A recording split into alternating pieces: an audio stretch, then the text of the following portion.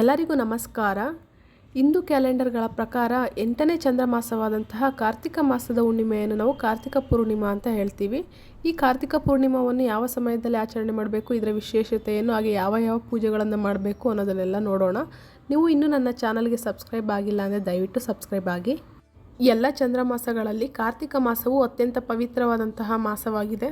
ಹಾಗೆ ಮತ್ತೊಂದು ಮುಖ್ಯವಾದ ವಿಷಯ ಏನಂದರೆ, ಪ್ರಬೋಧಿನಿ ಏಕಾದಶಿ ಎಂದು ಪ್ರಾರಂಭವಾದಂತಹ ತುಳಸಿ ವಿವಾಹ ಅಥವಾ ತುಳಸಿ ಪೂಜೆಯು ಕಾರ್ತಿಕ ಪೂರ್ಣಿಮೆಯ ದಿನದಂದು ಕೊನೆಯಾಗುತ್ತೆ. ಹಾಗಾಗಿ ನೀವು ಪ್ರಬೋಧಿನಿ ಏಕಾದಶಿ ಅಂದರೆ ನವೆಂಬರ್ 2ನೇ ತಾರೀಕು ತುಳಸಿ ಪೂಜೆ ಯಾರ್ಯಾರು ಮಾಡಿಲ್ಲ ಅವರು ಕಾರ್ತಿಕ ಪೂರ್ಣಿಮೆಯೆಂದು ಮಾಡಬಹುದು. ಅದು ಕೊನೆಯ ದಿನವಾಗಿರುತ್ತೆ.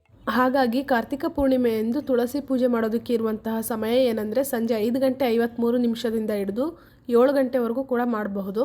ಈ ಸಮಯದಲ್ಲಿ ನೀವು ತುಳಸಿ ಪೂಜೆನ ಮಾಡಬಹುದು. ಈ ತುಳಸಿ ಪೂಜೆಯನ್ನು ಹೇಗೆ ಮಾಡಬೇಕು, ಹಾಗೆ ಯಾವ ರೀತಿ ವಿಸರ್ಜನೆಯನ್ನು ಮಾಡಬೇಕು ಎಲ್ಲನೂ ಕೂಡ ನನ್ನ ಹಿಂದಿನ ವಿಡಿಯೋದಲ್ಲಿ ತಿಳಿಸಿದ್ದೇನೆ. ನಿಮಗೆ ಏನಾದರೂ ಮಾಹಿತಿ ಬೇಕಿದ್ರೆ ಅದರಲ್ಲಿ ನೋಡ್ಕೋಬಹುದು. ಹಾಗೆ ನಾಳೆ ಕಾರ್ತಿಕ ಪೂರ್ಣಿಮೆಯೆಂದು ದೇವ ದೀಪಾವಳಿಯೂ ಕೂಡ ಇದೆ. ದೇವತೆಗಳ ದೀಪಾವಳಿ ಅಂತ ಕರೀತಾರೆ. ದೇವತೆಗಳ ದೀಪಾವಳಿ ಅಂತ ಯಾಕೆ ಕರೀತಾರೆ ಅಂದರೆ, ಶಿವನು ತ್ರಿಪುರಾಸುರ ಅನ್ನುವಂತಹ ರಾಕ್ಷಸನನ್ನು ಸಂಹಾರ ಮಾಡ್ತಾನೆ.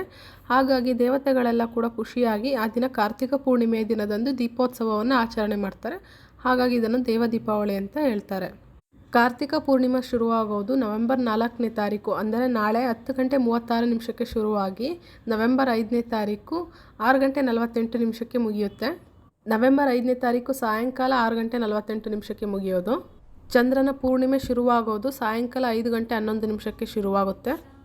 ಈ ಕಾರ್ತಿಕ ಮಾಸದ ದಿನದಂದು ನೀವು 365 ಬತ್ತಿ ದೀಪವನ್ನು ಹಚ್ಚಬಹುದು. ಯಾವುದಾದ್ರೂ ವಿಷ್ಣು ಅಥವಾ ಶಿವನ ದೇವಸ್ಥಾನಕ್ಕೆ ಹೋಗಿ ಅಲ್ಲಿ ನೀವು ಸಾಯಂಕಾಲ ಸಮಯದಲ್ಲಿ ಈ ದೀಪವನ್ನು ಹಚ್ಚಬೇಕು. ಈ ದೀಪ ಹಚ್ಚೋದ್ರಿಂದ 365 ದಿನವೂ ನೀವು ಕೂಡ ಪೂಜೆ ಮಾಡಿದಂತೆ ಆಗುತ್ತೆ.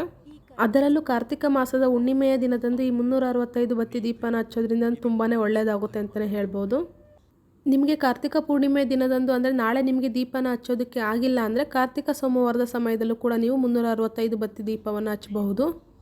ದೀಪವನ್ನು ಹಚ್ಚೋದಕ್ಕೆ ಸಂಜೆ ಸಮಯದಲ್ಲಿ ಹಚ್ಚಬೇಕು, ಗೋಧೂಳಿ ಸಮಯದಲ್ಲಿ ದೀಪವನ್ನು ಹಚ್ಚಬೇಕು.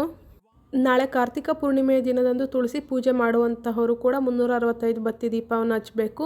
ಅದರ ಜೊತೆಗೆ ನಲ್ಲಿಕಾಯಿ ದೀಪವನ್ನು ಕೂಡ ಹಚ್ಚಬೇಕು. ಹಾಗೆ ವಿಷ್ಣುವಿಗೆ ಪ್ರಿಯವಾದಂತಹ ಅಕ್ಕಿ ಹಿಟ್ಟಿನ ದೀಪವನ್ನು ಕೂಡ ಹಚ್ಚಬೇಕು. ಇಷ್ಟೆಲ್ಲ ಮಾಹಿತಿಯು ಕಾರ್ತಿಕ ಪೂರ್ಣಿಮೆಯ ದಿನದ ಮಾಹಿತಿಯಾಗಿರುತ್ತೆ. ಈ ಮಾಹಿತಿ ನಿಮಗೆ ಇಷ್ಟವಾಗಿದ್ದಲ್ಲಿ ಲೈಕ್ ಮಾಡಿ ಹಾಗೂ ಸಬ್ಸ್ಕ್ರೈಬ್ ಮಾಡಿ. ಧನ್ಯವಾದಗಳು.